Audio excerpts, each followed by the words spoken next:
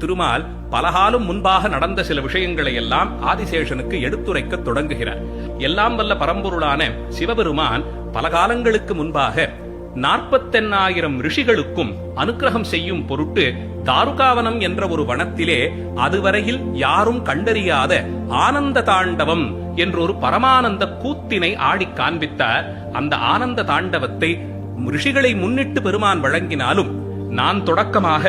எல்லோரும் அதை கண்டு காணும்படியான ஒரு வாய்ப்பு கிடைத்தது. அப்படி அந்த ஆனந்த தாண்டவத்தின் லட்சணம் தான் என்னவோ என்று ஆதிசேஷன் கேட்க, அதையா எப்படி இந்த வார்த்தையிலே எப்படி நான் சொல்லி முடிப்பேன்? வேதங்கள் தோற்று போய்விடும் ஆதிசேஷா, அதை வர்ணிக்க